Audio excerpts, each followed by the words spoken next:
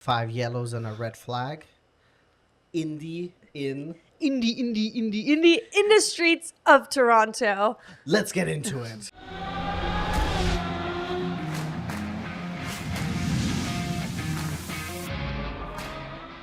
Hey guys, and welcome back to another episode of the Daily Racing Show here at RacePlazaMedia. My name is Pia. My name is Milan. And today we watched the IndyCar race, Streets of Toronto, and what a wild roller coaster race it was. The beginning was wild, the middle was calm, and then the ending was wild again. Yes. It was our very first full Indy race that we watched, so we're still learning about Indy and everything that comes with it. So this one was a street track race, so no runoff areas really, or really limited, very limited runoff tracks. And the grid started off with 25 drivers and we ended with 15. Yes. Yeah, it's pretty wild. So the beginning, so you had a yellow right at the beginning, a full course yellow right at the beginning. Second lap. I think it happened in first lap, and then going into the second lap, it was right there. Yeah. Yeah, because it's just like you have so many cars, not a lot of room. Everyone's trying to overtake. And I thought it was very interesting. Throughout the race, you had a lot of people trying to put on a move that I thought was never on. So it seems like Indy in general, in the little bit of Indy that I've seen here and there already, it seems like Indy drivers are a lot more aggressive. Yes. They're a lot more willing to put out their elbows compared to Formula One. I will also say you do have the advantage in Indy that almost no matter which position you land in, you still get points. So it's not as punishing as in Formula One. Yes. And I'm bringing up Formula One all the time because this is the only other single seater that we watched and that we can compare it to. Although they're not comparable because they're very different, of course. But that's just our experience. Yeah. If you want more differences and comparisons, you can check out our video that we made. And there was a lot of opinions about that. Yes. But we knew when going into making that video, there's obviously this very different cars and very different series. Yes. But overall, I will say I'm curious to watch another race. Yes. I will definitely want to watch a track race because even though they are pretty wild and they made a lot of moves and stuff like that, there wasn't that much overtaking because it's just the track itself was a very short track. It was like a minute and 2 seconds and some change was like the average lap time. Yes, exactly. So that means it was very, very quick. So there's not that much overtaking opportunity. I thought it was. Sometimes people made some really, really crazy and cool moves that they were able to make stick. Yes. But you didn't see that much overtaking. No, we had a lot of action at the beginning. We had, right off the start, pretty much, we had the first yellow flag. Then we had in lap 6, we had another yellow flag because there were really like 3 or 4 corners where there was the highest incidence rate. Like right at the beginning, there was like this, I don't know if it was a chicane quite or something like that. There was a lot of incidents, and it was after the long straight. Some people had issues with that corner after the really long straight. And then a couple turns after that, there was another turn where that's where a lot of people kind of went out. So those were like the big 3 areas, I would say, where most incidents had happened. So like you said, we had 5 yellow flags and a red flag. We had one in lap 2, lap 6. Then with 18 laps to go, we had a yellow flag. With 13 laps to go, we had a yellow flag that then turned red. And then with 9 laps to go, we had another yellow flag. And then so the one with the 13 laps to go, which was the crazy, crazy one.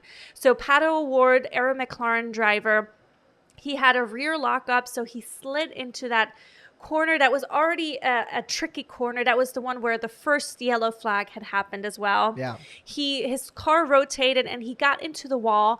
And it was his fault, it was an unforced error. Yeah, it was exactly. his mistake. He just I think maybe he got on the throttle too fast or something like that, and just like the back spun out. Yeah, and exactly. And then unfortunately, I don't know why race control hesitated in bringing out the yellow flag, because there was a couple seconds before the next big group of cars came, and some people were able to avoid him depending on how wide they took the corner. And then there were several of them I think about 5 people that crashed into Pato, and So 2 there's of them even got air. I think yes, 3 or 4 that I think. So there was one guy that was in his back that didn't hit him very hard, but hit him in the. And then we had, I think, and then he got clipped by 2 people in the front. Or There was there was at least 3 people that clipped him in the front. Because the last one ended up spinning his car around Yes. again. So he first was with the backside into the wall, and then he ended up being with his front in the wall. Yes. Fortunately, no one got injured. Yeah, because we can also see he took his hands off the steering wheel, which we had talked about during our live stream, which is an easy cause for bad injuries. And then luckily, Ferrucci is the second guy who got some air going over Pato. His looked crazy because he was in the fence, then he was on the side. It was like wall riding the fence. There was another car. So first a car clipped Pato Ward's car. He got some air, and then he was in the left side in the barrier. And then Ferrucci came. He clipped him, and then he kind of clipped him. And I'm assuming because there was more damage, he was even able to get over that car even more. So then he kind of did a wall ride on the left side. And then he hit the other car in front of him, and then he kind of just flipped over. Yeah, he skid on his side a little bit first before he tilted over, and it was a little scary. But he came out of the car. They had slowly put his car back on the 4 wheels, and then we saw a post-incident interview with him, and he said he was fine. He was also making sure his wife and his family knows that he was okay. He was also grateful for his team and to Indy that the cars are so safe nowadays. Yeah, absolutely. That he felt good. It was a huge kerfuffle. We had the red flag, and I think the red flag was probably out for like 10 minutes, maybe 10-15 minutes, maybe. And then there was only like 12 laps to go. And then we had then the McLaughlin incident. And then so McLaughlin and Will Power in the same team, even though the cars are different colors, which is very confusing for new viewers like us. Yes. But essentially, he going into the corner, Will was trying to make a move that was never on. He ended up clipping McLaughlin, and McLaughlin just ended in the wall, and his race was over. He then ended up getting out of the car. So they were able kind of to roll the car out. Yes. And so there was not a full course yellow. There was nothing. They were able to just there was a brief yellow. Yeah, but maybe they did a slow sector, right? No. It was a full course yellow, but it wasn't very long because they had that little area where they can push the cars. They had him stay in the car so he can help them roll it back out. But then he stuck around. Yeah, he got out of the car. He stuck around, waited until Will came back around. He walked up, and then he just like applauded him, like gave him like a sarcastic applause because like he was on the podium. He was fighting for 3rd place. I mean, it was him, it was Dixon, it was Power. They were all really, really close. Oh, maybe he was fighting for a podium. He wasn't in 3rd, he was on 4th at the time. Yeah, exactly. But then he was still getting potentially big points, which he ended up losing out on because he had to end the race. And then, like, as we mentioned, out of the 25 drivers that started the race, 10 of them left the race because of different incidences. And and then you also had Alex Palou, who had the most amount of overtakes the whole race. Yes. And he ended in 4th, and he started in 12th, I believe. No, he started way further back because he ended up having 17 overtakes. I don't think it was that many. I think so. Yeah? Yeah. I thought he started... I know he started on the back row, but I didn't think he started in 17. Either way, he had a lot of overtakes. Yeah. Of course, a lot of them were granted because of the incidences and the kerfuffles and stuff like that. But I mean, he's also a really good driver. Yeah, but yeah, because he was actually behind Pato Ward when he spun out. Yeah. So he was able to dodge him by just like... good reaction time and a little bit of luck, right? Yeah. Because otherwise his race would have been over too, and it would have been probably even a bigger shunt. Because if he would have clipped him, I think no one would have been able to make a move on the right side either. I mean, it was very impressive. Yeah, very impressive. I mean, like you said, the drivers just seem a lot more aggressive. They're willing to put their elbows out and just like stand their ground and just make a stand for themselves, which is really entertaining to watch. Yeah. So that's why I definitely want to watch another. I do want to watch one on the racetrack. I want to watch one on an oval track just to compare it. The one thing that we both don't like about Indy, and especially you don't like about Indy, about the broadcast of it, is the commercial breaks. Like, how are you playing a commercial in the middle of the race? Yeah. I get it if you want to play a commercial during there's no racing going on. If there's a red flag and you want to play a commercial, I get that. I'm not a fan of it. Yeah. Because like none of the other series that we watch do that. But I get it. But that you're playing a 3-minute commercial essentially during the race. Yeah, we had 3 total commercial breaks during the race. The first one was during the second yellow flag. So we didn't miss racing.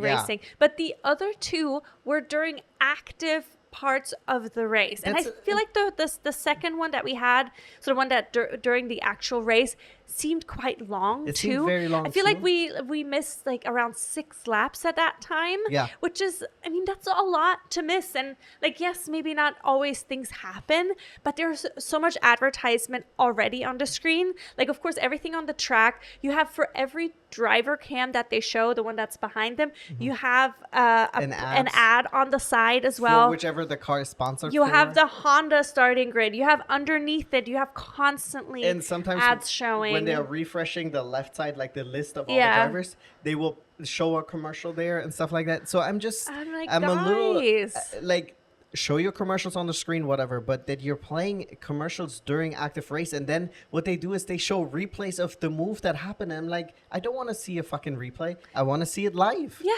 And that's like my big issue with Indy. I think the racing is awesome. I think the cars are awesome. I think the drivers are really, really great. They're obviously, a lot of them are incredibly talented drivers, because Indy is very difficult and you have such a variety of type of racing that you have to be good at. Yeah. So you have these really skilled drivers, but I think you make it very difficult for people to get into it. And I think, like, I get it, this is like an American series essentially, but you have a lot of international people participating, right? You have a lot of people from all over the world. And how are you going to entice people from all over the world to watch this when you're littering this with commercials when other series don't do that? Like, show your commercials before and after or during red flags or whatever. Even if you want to during the yellows, okay. Yeah. But not during active racing. That's absolute bullshit. Yeah. Let us know what you think about it. If that's your very frustrating experience with it as well. I mean, us as a new fan coming into it, it is a little bit jarring that that's a thing. It is jarring is the thing, right? But I think if you're an existing Indy fan, you're probably just used to it and you're like, whatever. Yeah. But I think coming from someone, and we watch a lot of other stuff, right? We don't only just F1. We watch MotoGP. Watch endurance racing, GT racing. I mean, there's so much racing that we watch. Yeah. And this is really the only one, or like a lot of the American series. Like, I think NASCAR also has commercial breaks. We haven't watched a lot of NASCAR yet. But yeah, it's just such a bummer because it also takes you out of the atmosphere, the experience a little bit, and I want to be in it the whole time for all the laps, all the corners. But yeah, I mean, overall, I think it was a really fun race. The racing was great. The setup is not for me. Yeah. So we'll see. We'll give it a couple more tries. Yeah, for sure. But yeah, let us know your thoughts on it. Congratulations to Colton Herta, who ended up dominant weekend. Yeah, I mean, absolutely killed it. Yeah, he won. He led from the first lap through all those crazy incidences. Yeah. So congratulations to him. Kyle Kirkwood came in second, and then Scott Dixon took the third place. So congratulations to all those gentlemen, and thank you to you guys for tuning in. Thank you to everybody who stopped by also our live stream. We'll let you know for any future live streams that we'll be planning. The best way you can find out is by subscribing, by liking, and commenting. Yes, please interact with us. We're here for you guys, with you guys. We're just race fans that love racing, that want to create a community for everybody to join in who loves racing, period. All types of racing. All types of racing. But yeah, thank you guys. Have a good rest of your day, and we'll see you guys here again at the Daily Racing Show with Race Plaza Media. Bye-bye. Bye.